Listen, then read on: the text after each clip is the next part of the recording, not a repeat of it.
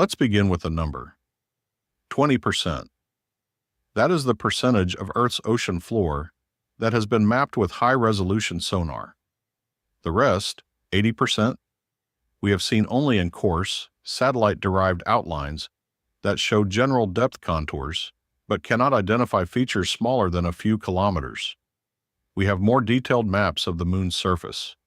We have more detailed maps of Mars. We have better imaging of the surfaces of several asteroids that orbit hundreds of millions of miles from Earth. The bottom of our own planet remains, in large part, unmapped. And in the regions that have been mapped, in the few places where submersibles have descended with cameras and sensors and returned with data, what we have found defies almost every assumption we brought down with us.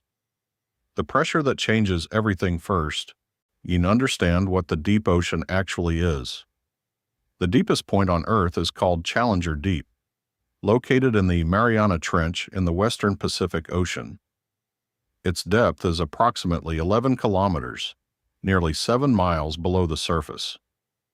At that depth, the water pressure is 1,086 atmospheres.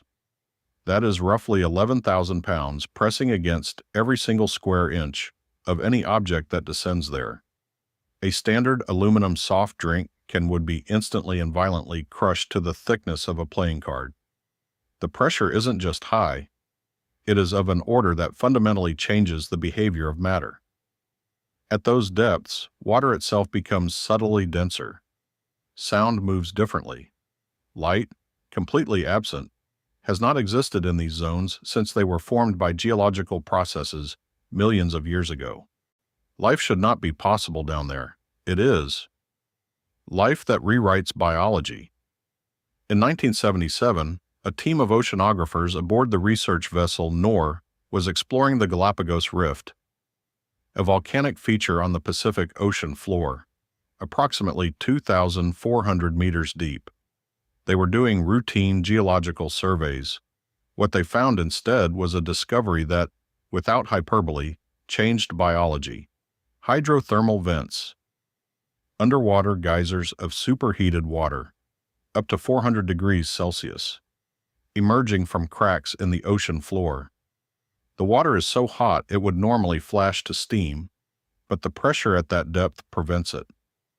And around these vents, in water that should be lethal at every measurable parameter, temperature, pressure, chemical toxicity, they found ecosystems, not just microbial films. Ecosystems. Tube worms up to 2.4 meters long, clams the size of dinner plates, shrimp, crabs, fish. Dense, thriving communities of life in complete permanent darkness, surviving not on sunlight but on chemosynthesis. Microorganisms that convert hydrogen sulfide from the vents into energy, serving as the base of an entire food chain that requires no photons whatsoever. Before 1977, every known ecosystem on Earth ultimately derived its energy from the sun. After 1977, that was no longer true. This discovery reframed the question of where life can exist, on this planet and on others. The icy moons of Jupiter, particularly Europa, are now serious candidates for extraterrestrial life, specifically because we know, from the Galapagos Rift, that life doesn't need sunlight to thrive. It needs chemistry, and chemistry exists everywhere in the universe. Chi-Chi Nights, the deep ocean showed us that life is more creative than we imagined. The creatures we have found. Let's be specific, because the general statement that strange things live in the deep ocean vastly undersells what is actually down there.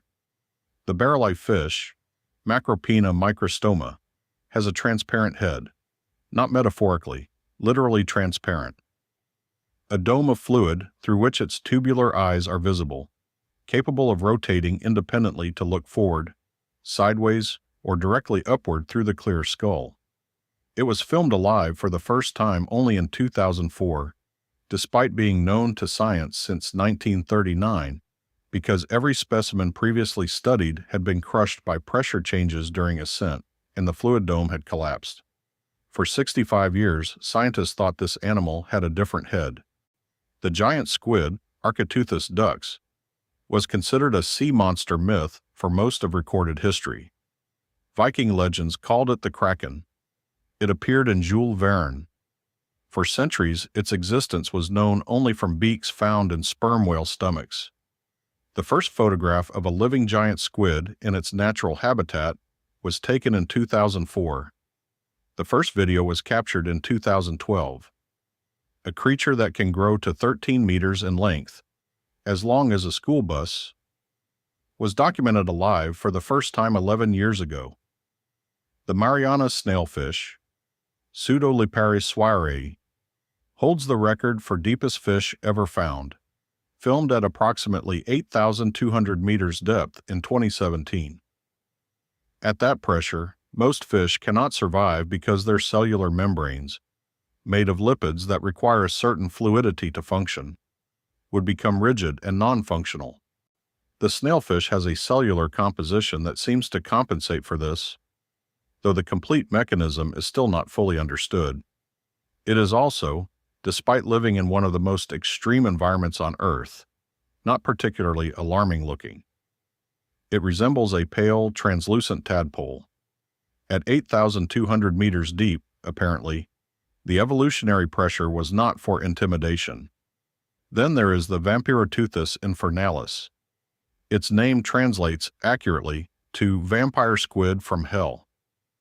It is neither a squid nor an octopus, but its own entirely separate order of cephalopod, a living fossil that has remained essentially unchanged for 300 million years. It lives in the oxygen minimum zone, a region of the deep ocean so depleted of oxygen that most marine life cannot survive there. The vampire squid survives by being extraordinarily efficient, having extremely low metabolic demands, and by feeding on what it calls marine snow, the constant slow rain of dead organic matter that sinks from above. It is one of the few creatures on Earth that has found a survival strategy based entirely on consuming death.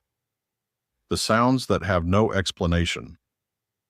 In 1997, NOAA, the National Oceanic and Atmospheric Administration, was listening. They maintain a network of hydrophones, underwater microphones, across the Pacific, originally installed during the Cold War, to track Soviet submarines. These instruments are extraordinarily sensitive. And in 1997, they recorded something. The sound lasted approximately 1 minute.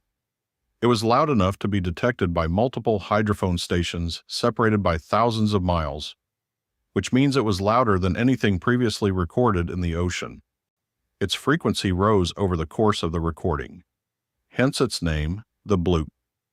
NOAA initially had no explanation. The sound's profile didn't match any known marine animal, submarine, or geological event. It was, briefly, genuinely mysterious. In 2012, researchers concluded that the most likely source was icequake activity, the sound of large ice masses moving and fracturing in Antarctica. The explanation is geologically sound and widely accepted, but the fact that it took 15 years to arrive and that the sound was genuinely unidentifiable by the world's leading ocean acoustics experts for over a decade tells you something. We don't know what sounds the ocean is making, not fully. In 2014, researchers discovered what they called the upsweep, a sound recorded continuously since 1991, located in the South Pacific, with seasonal patterns that correlate with nothing obvious. It is still not definitively explained. The ocean keeps secrets in sound. What lies in the unexplored 80% here is what makes the mapping gap so significant. Of the 20% that has been mapped in detail, nearly every significant surveying expedition has returned with new species, previously unknown organisms, sometimes representing not just new species, but new genera, new families, occasionally new orders of life. The deep ocean is estimated to contain somewhere between 500,000 and 10 million species that have not yet been formally described by science. The range is so wide because we genuinely don't know. The Census of Marine Life, completed in 2010 estimated 250,000 known marine species.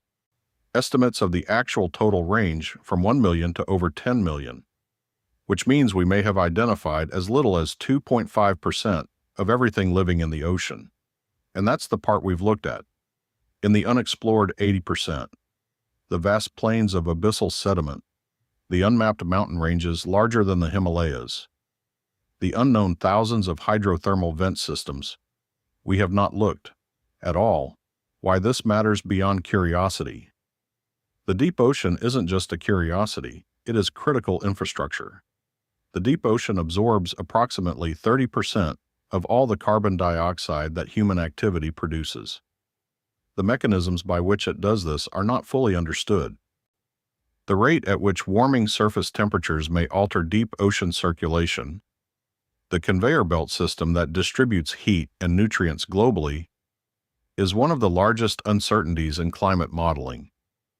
What changes in the abyssal zone mean for those processes is essentially unknown. Deep-sea mining, for polymetallic nodules containing lithium, cobalt, and manganese needed for electric vehicle batteries, is now commercially viable and actively licensed. The nodules being targeted grow at approximately 1 centimeter per million years. The ecosystems surrounding them, ecosystems we have not yet fully studied, containing species we have not yet formally identified, would not recover within any timescale meaningful to human civilization. We are preparing to industrially extract resources from ecosystems we have never seen. The invitation. Every time a submersible returns from the deep ocean with footage, something happens in the research community. Scientists gather around screens. Someone says, "What is that?" Not as a reaction to something frightening, as a reaction to something that simply should not be, by any prior understanding of what is possible. The deep ocean is the last great frontier of biological discovery on this planet. It is not hostile to exploration because of the physical extremes. Those extremes are challenges, not prohibitions. What has limited deep ocean exploration is primarily funding. The cost of building and operating deep-rated submersibles is comparable to space missions, but without the same cultural mythology to drive investment. We have sent over 100 missions to the Moon, Mars, and beyond.